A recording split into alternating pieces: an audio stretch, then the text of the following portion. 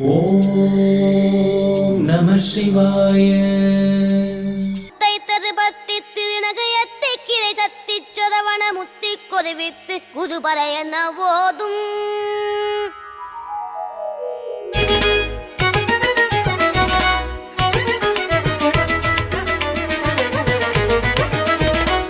முத்தைத்தது பத்தி திருநகையத்தை கிளை சத்தி சொதவன முத்தி கொதிவித்து குதுபறையன ஓதும் முத்தைத்தது பத்தி திருநகையத்தை கிளை சத்தி சொதவன முத்தி கொதிவித்து குதுபறையன ஓதும் முக்கட்பரமத்து சுருடி முற்பட்டது கல்பி திருவரு முப்பத்து முவர்க்க தமரது மடிப்பேன முக்கட்பரமத்து சுருடி முற்பட்டது கல்பி திருவரு முப்பத்து முவர்க்க தமரது மடிப்பேன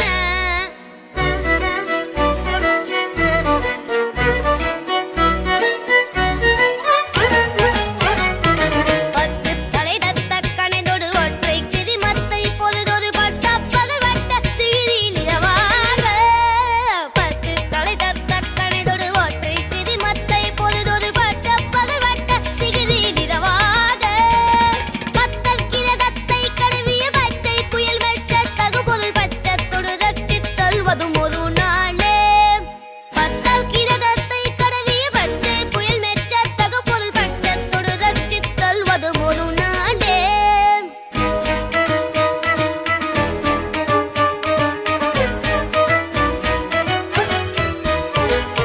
தித்தித்தைய ஒத்த பரிபுத நிறுத்த பதம் வைத்து பைரவிதி கொட்கணடிக்க கழுகொடு கழுதாட தித்தித்தைய ஒத்த பரிபுத நிறுத்த பதம் வைத்து பைரவிதி கொட்கணடிக்க கழுகொடு கழுதாட திக்குப்பரியட்ட பைரவ தொக்கு தொகு தொக்கு தொகு தொகு சித்திர கௌரிக்கு திகடகயன போத திக்குப்பரியட்ட பைரவ தொக்கு தொகு தொக்கு தொகு தொகு சித்திர கௌரிக்கு திகடகயன போத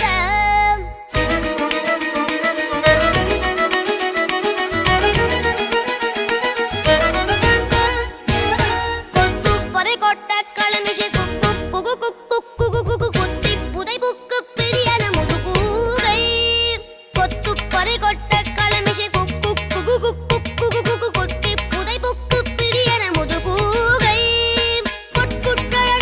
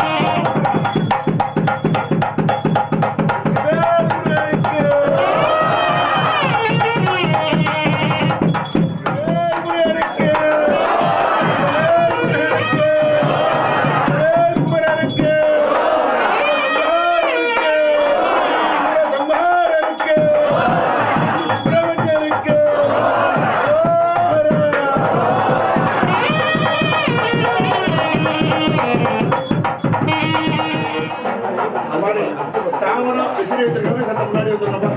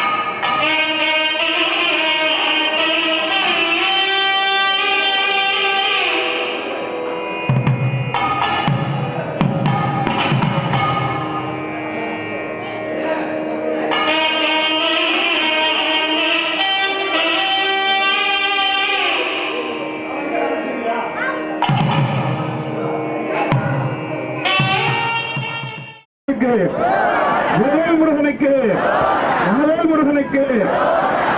ஓம் சதானனம் தத்தானவரணம் மகாமதிம் திவ்ய மயூர வாகனம் ருத்ரஸ்ய சோனும் சுரசைன்யநாதம் குஹம் சதாம் சரணமகம் பிரபத்தே.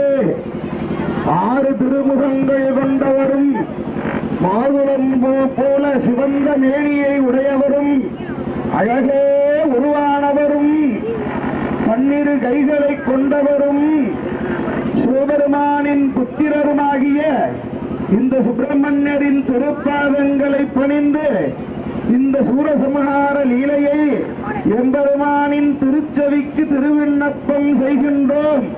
பூர்வம் கஷ்யப மகரிஷிக்கு அசுரகுல சம்பந்தத்தினால் 4 வாரிசுகள் உருவாகினர்.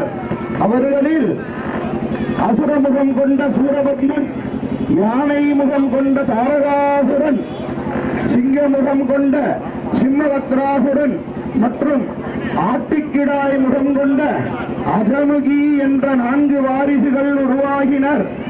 இந்த சூரபத்மாதிகள் என்ன செய்கின்றார்கள் என்றால், எம்பெருமான் சிவபெருமானை நோக்கி மிக கடுமையான தவத்தை இயற்றுகின்றார்கள்.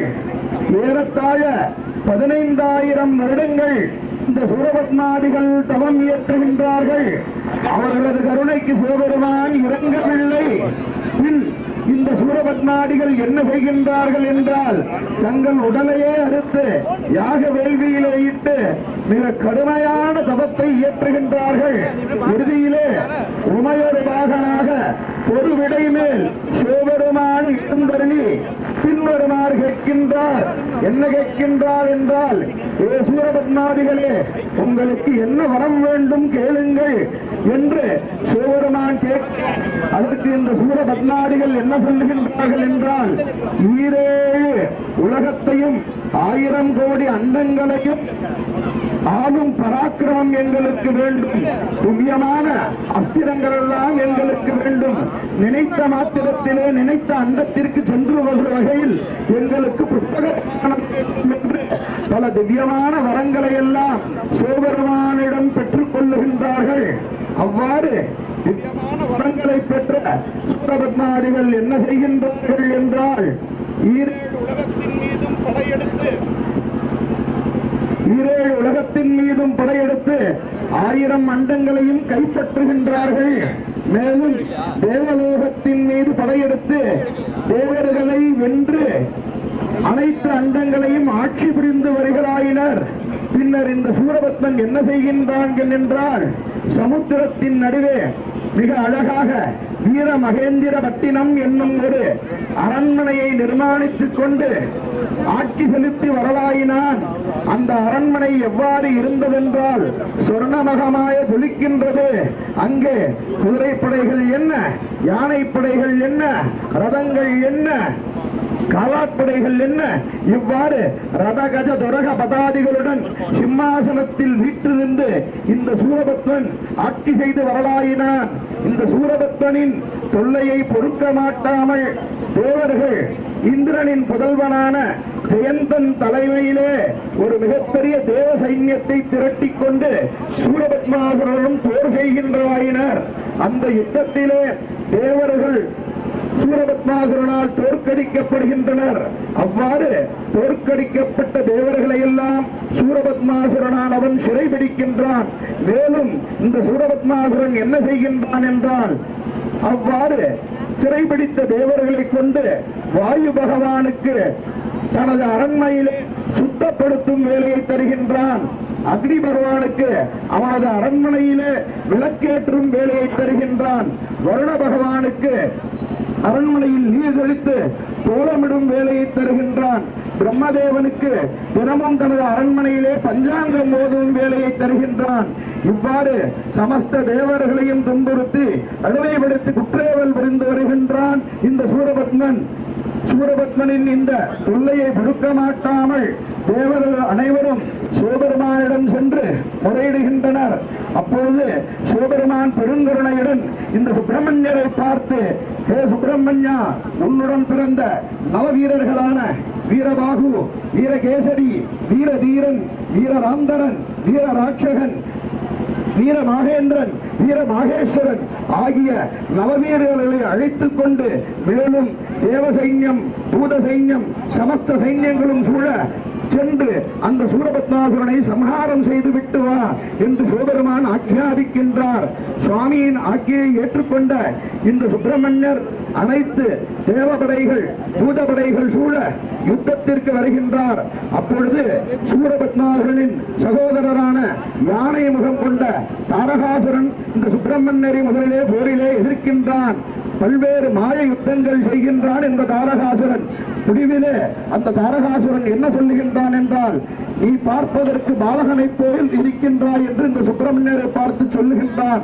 அப்பொழுது சுப்பிரமணியர் என்ன சொல்லுகின்றார் என்றால், வீரன் என்பது வயதை பொறுத்ததல்ல, பராக்கிரமத்தை பொறுத்தது, எடு ஆயுதத்தை யுத்தம் செய் என்று சொல்லுகின்றார். இறுதியிலே சுப்பிரமணியரின் வேலாயுதத்தினாலே இந்த தாரகாசுரன் சம்ஹாரம் செய்யப்படுகின்றான்.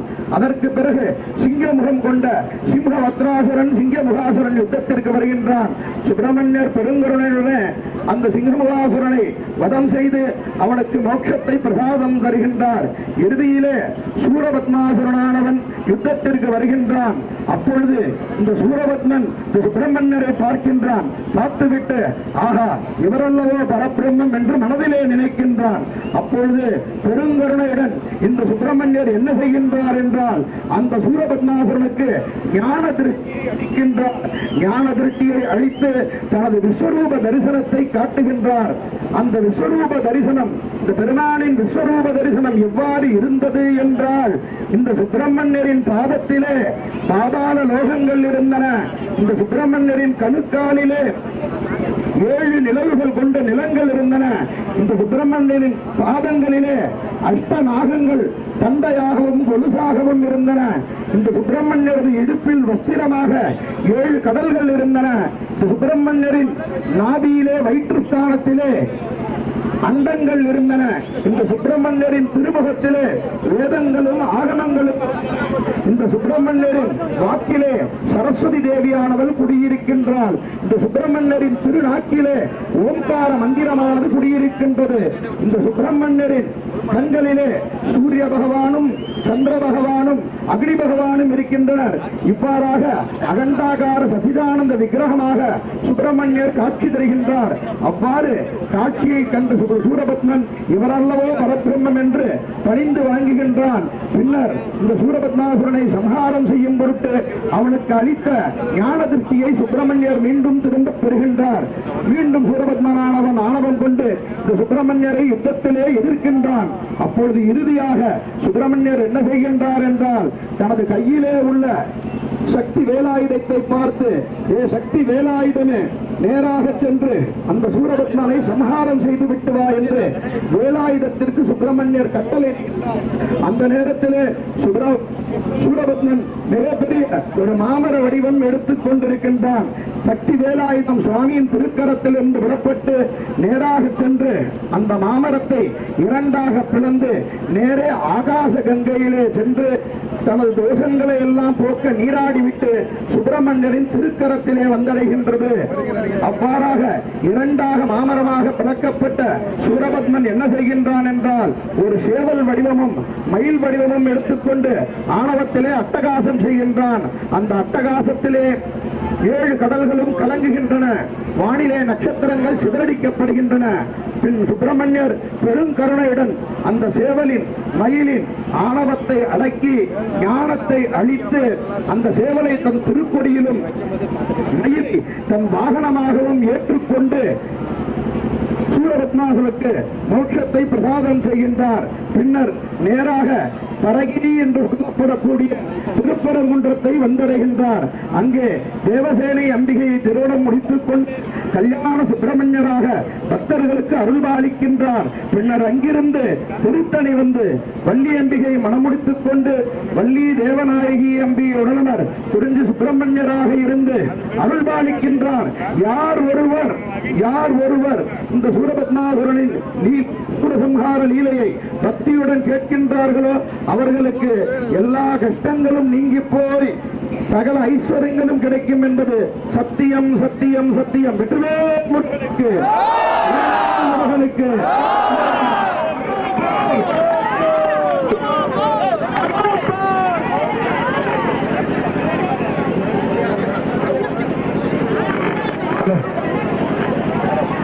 சாமி விடுவாங்க வழி விட்டு ஒதுங்கி நீங்க ரெண்டு போயிட்டோம்.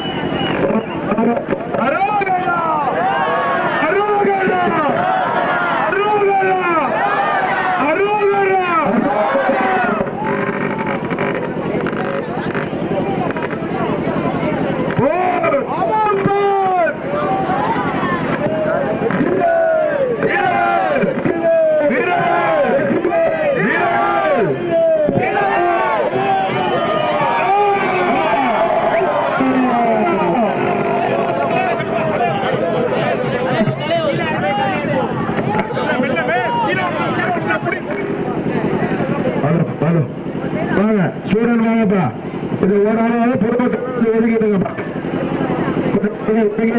கொஞ்சம் பொறுமையா வரணும். ஜாகிரதை பொறுமையா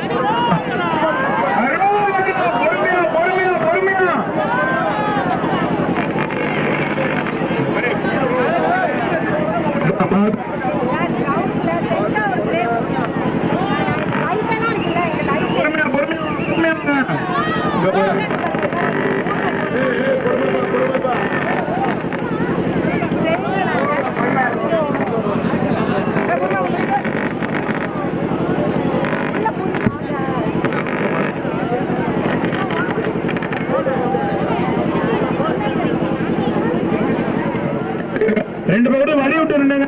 ஆமை தீட்டு வராங்க. ரெண்டு பக்கம் இருந்தேங்க. பாருங்க